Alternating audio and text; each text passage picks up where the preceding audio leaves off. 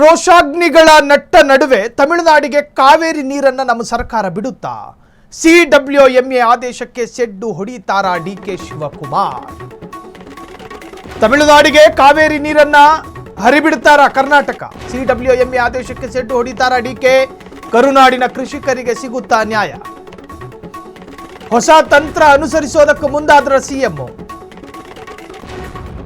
ಸರ್ವಪಕ್ಷದ ಅಭಿಪ್ರಾಯ ಪಡೆದು ಮುಂದಿನ ನಿರ್ಧಾರವನ್ನು ತೆಗೆದುಕೊಳ್ಳಲಾಗುತ್ತೆ. ಎಲ್ಲರ ಅಭಿಪ್ರಾಯ ಆಧರಿಸಿ ನಮ್ಮ ಕಾನೂನು ಹೋರಾಟ. ಲೀಗಲ್ ಅಡ್ವೈಸ್ ಮಾತ್ರ ಚೆನ್ನಾಗಿರಬೇಕು. ಎಲ್ಲ ಕಾನೂನು ತಜ್ಞರ ಜೊತೆ ಈಗಾಗಲೇ ಚರ್ಚೆ ಮಾಡಿದ್ದೇನೆ. ಕಾನೂನು ಸಲಹೆಗಳನ್ನು ಪಡೆದು ಮುಂದಿನ ಕ್ರಮ. ಬಿಜೆಪಿಯ ಎಲ್ಲಾ ನಾಯಕರು ಸಹಕಾರ ನೀಡಿದ್ದಾರೆ.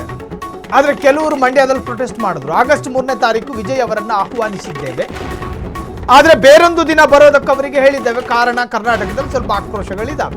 ಬಂದ್ರೆ ಬೇರೆ ಆದೀತು ಅನ್ನೋ ಕಾರಣಕ್ಕೋಸ್ಕರನು ವಿ ಆರ್ ನಾಟ್ ಶೂರ್. ತಮಿಳುನಾಡಿಗೆ ನೀರು ಬಿಟ್ಟಿಲ್ಲ, ಈಗಲೇ ಬಿಡೋದಿಲ್ಲ. ಸರ್ವಪಕ್ಷ ಸಭೆಯ ಬಳಿಕವೇ ಎಲ್ಲ ತೀರ್ಮಾನ. ಸರಿ, ಹಾಗಾದ್ರೆ ಸಿಡಬ್ಲ್ಯೂಎಂಎ ಅವರ ಆದೇಶ ಇದೆಯಲ್ಲ, ಅದ್ರ ಕತೆ ಏನು? ಡಿಕೆ ಮಾತನಾಡಿದ್ದಾರೆ. ಅವರು ಕೂಡ ಹೇಳಿದ್ದಾರೆ. ಸೊ ಅವರು ನಾವು ಫೋನಲ್ಲೂ ಕೂಡ ಈಗಾಗಲೇ ನಾನು ಹೇಳಿದ್ದೇನೆ, ಮಾತಾಡಿದ್ದೀನಿ ಅಂತ. ಸೊ ನಾನು ಈ ವಾತಾವರಣದಲ್ಲಿ ಅವ್ರನ್ನ ಕರೆಸಿ ಬೇರೆ ಯಾರೋ ಕೂಗೋದು ಮಾಡೋದು, ಪ್ರತಿಭಟನೆ ವ್ಯಕ್ತಪಡಿಸೋದು, ಈ ಟೈಮಲ್ಲಿ ನನಗೆ ಯಾಕೋ ಸಮಾಧಾನ ಕಾಣ್ತಾ ಇಲ್ಲ. ನಮ್ಮವ್ರು ನಡ್ಕೊಳ್ತಾ ಇರೋಂಥ ರೀತಿ ದಯವಿಟ್ಟು ತಾಳ್ಮೆಯಿಂದ ಇರಬೇಕು. ಸೌಹಾರ್ದತೆಯಿಂದ ಯಾವುದಾದ್ರು ವಿಚಾರಗಳು ಬಗೆಹರಿದಾದ್ರೆ ಬಗೆಹರಿಲಿ. ಅವ್ರಿಗೂ ಹಿತ, ನಮಗೂ ಹಿತ.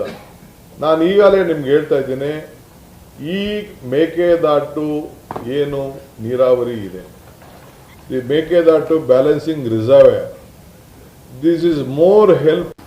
ಅವರು ಕೂಡ ಹೇಳಿದ್ದಾರೆ. ಸೊ ಅವರು ನಾವು ಫೋನಲ್ಲೂ ಕೂಡ ಈಗಾಗಲೇ ನಾನು ಹೇಳಿದ್ದೇನೆ, ಮಾತಾಡಿದ್ದೀನಿ ಅಂತ.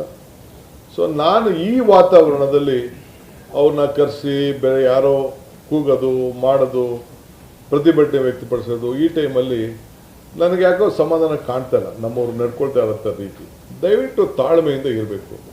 ಸೌಹಾರ್ದತೆಯಿಂದ ಯಾವುದಾದ್ರು ವಿಚಾರಗಳು ಬಗೆಹರಿದಾದ್ರೆ ಬಗೆಹರಿಲಿ. ಅವ್ರಿಗೂ ಹಿತ, ನಮಗೂ ಹಿತ. ನಾನು ಈಗಾಗಲೇ ನಿಮ್ಗೆ ಹೇಳ್ತಾ ಇದ್ದೇನೆ, ಈ ಮೇಕೆದಾಟು ಏನು ನೀರಾವರಿ ಇದೆ, the Mekedatu balancing reservoir, this is more help. ಅವರು ಕೂಡ ಹೇಳಿದ್ದಾರೆ. ಸೊ ಅವರು ನಾವು